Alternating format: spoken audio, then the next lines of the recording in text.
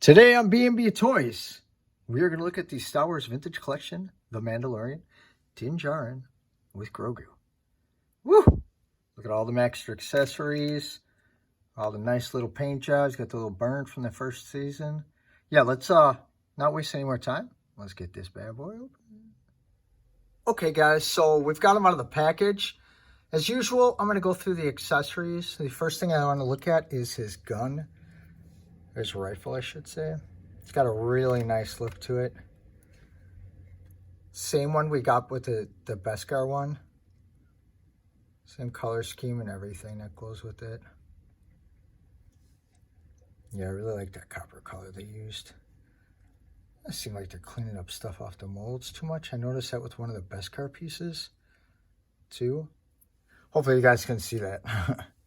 So here's this jetpack. This is the same exact one they got before. I do have the other one, but they're all packed away. Like I said, it's the same exact one. There's no difference. It's even got that really nice plug I wish Black Series would have adapted. It kind of looks like a clip for a gun or magazine.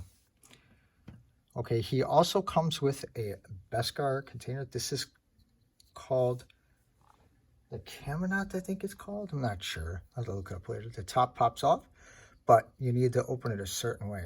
So see how that, you guys can see that well, I'm sorry. Okay, so it's got that little thing in there. It's got one here as well, and you put it in there, and that's how you close it.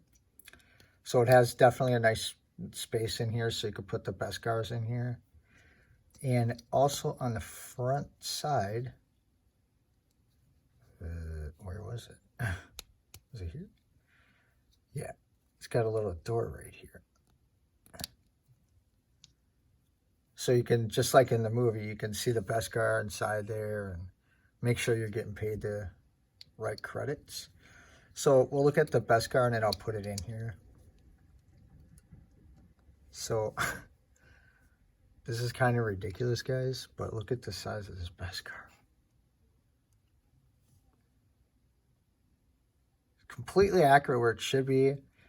The only issue I had was right here. Like model kits when they take it off the mold or whatever. So I just got to clean it up a little, but I think they did a very good job on these. It's crazy that they included these with this figure, how tiny these are. But I think it's awesome that they did. As you can see here, it's got that swirl in there. I know the lights, this light's super bright. Let me take it down a little bit. But yeah, I could see the paint swirl in there. And it's a stack of 6 of them. What you do is just stick it in. And there you go. Actually, you could turn it sideways. And now you could see it that it's in there and all that. And that's it. Boom, done. I believe this was called the ice cream maker because I'm not sure if it's 100% accurate, but I believe it was a vintage ice cream maker that they used for the show. So he also comes with an alternate head. We'll get a look at that right away.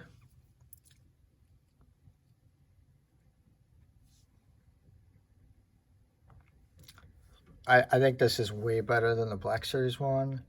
I think it looks more accurate. It's got his gruffle. He seems to always have like his hair messed up and his facial hair patchy, but that's what I like about that actor because he keeps it real. I think that's a very good head sculpt. As you can see, they're using the pin in the head, which is cool. I'm not sure if it gives you a much better articulation or anything, but...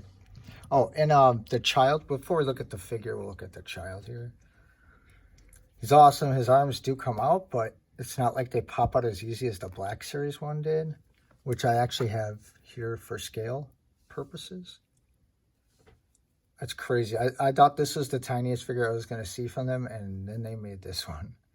It's awesome how they were able to do it. It's crazy that, I know they kind of look the same, but this one just looks, his eyes pop better, his ears look better, the coloring, I don't know, his outfit just looks a little better to me. I think the hands are cooler on this one. I did like these hands because he's got articulation and you could kind of like put them off for like using the Force. I wish they would have included a head with closing eyes, but I'm sure they will. They're going to milk this figure for all they can. Unlike the Black Series, these are stationary or painted on. and these are articulated, which is fine. I also got the Mission Fleet one here just for scale and comparison. So he's a little smaller than him, and also his pram, it's just too big for him, but I mean, it works. If you put some padding in there like they have in the show, I think that would be perfect, and just like sit him in there like that. I think it would really work. I'm sure somebody's done that already. Let me put this guy back. Okay. Oh, cat down. Oh no. So the helmet on this guy, this is the other Beskar one. This is when he got his Beskar armor in the show. And then this is the end of the series 1, you know, where you got hit by the incinerator trooper. So as you can see, I like the Beskar, but I actually kind of like this more because I like that rugged look. I think how they did on the pads here and everything, I just think that's really cool, in my opinion. But most people prefer a cleaner look, but I like this as a little darker. I mean, they even did his arms darker, which I don't really remember the show, but it does show that he's burnt here. And these figures are identical, of course, just the paint jobs. You can see he did the full Beskar on this leg here. He's got the same color and everything throughout for the most part, except the damage on that Beskar armor there as well. So of course the articulation for this figure is going, oh, actually let me compare the first VC Mandalorian head. You can see not too much of a difference, but with the burning, it's kind of like an in-between of these figures, if you will. So he's got the dirty, the clean, and then the dirt clean one, I would suppose you could say. So for his articulation in his head, he comes down this far, and he comes back that far. Kind of weak.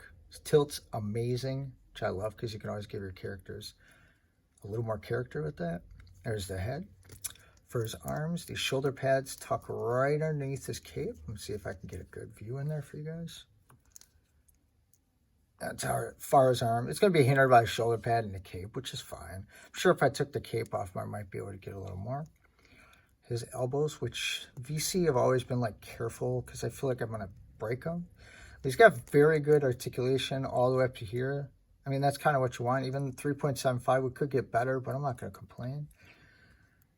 He's got a cut here that his elbow rotates, as you can see, and his wrist is an up and down compared to side to side, which I actually liked up and down better. And the reason, so you got to be careful with these little joints. And the reason is like when they hold their gun like this, I like my figures to hold the gun more like they're like actual military personnel, you know, like the army and that. So his waist, he has good back, but he doesn't have much for forward. He's got very good tilt though. Let me get a better view of the figure here. Sorry about the zoom or the focus. He does rotate a little bit, and you got to be careful because of the belt. As far as his waist goes, it's pretty much fixed. It's just going to be the ab crunch or the ab area that's going to have it. So down here we have a cut in the thigh like usual. His leg, it's going to be hindered by these pads, but actually that's not bad at all. That's really nice. This side of it is because of the gun. I wouldn't want to really force it at all. But as you can see, he's got the thigh cut there. His knees come back that far, which is about average for vintage collection figures, 3¼ scale. His foot's a little hindered by the clothing, so it comes forward that far and back that far. And he's got the, oh, he does not actually, my bad. Yeah, so this is more of a stand figure, or you're going to have to find your way. It doesn't really pivot much here for the feet. Just that back and forth. Okay, so as far as the cape goes, I'm pretty sure this is the same exact cape. I don't know if it's lighting or what, but this looks a little darker than this. Could just be my lighting here or whatever. Actually, it does kind of look like a little different, but yeah. And as far as back, he's got that same pin in the back that he had before for the Beskar figure. As you can see, same pin setting, same whatever this is back here. Yeah, so to take the head off, you hold the figure firmly. Hold on. Pop goes his head. And then what you do is you get the pin in there. And what I like to do is rest it and then pop down after, of course. That's the way to go. I think that's awesome. I wish I would have given you a bucket so you could have held the head, but I mean, you could just tuck the pin back and drop it on the ground and drop it again. And you can just have him like holding on to his helmet. You can't even really see the pen if you have it a certain way, I believe. Maybe forward or whatever. Let's see if he wants to hang on to it. All right, guys. So that's the Vintage Collection Djarin and Child. I hope you guys appreciated the video. Sorry for the focus and the light. And I hope everybody has a good weekend. Please like and subscribe. That helps out the channel a lot. It helps the algorithm, puts me on the map when people are searching for stuff like this on there. So I appreciate you guys very much. Have a good day.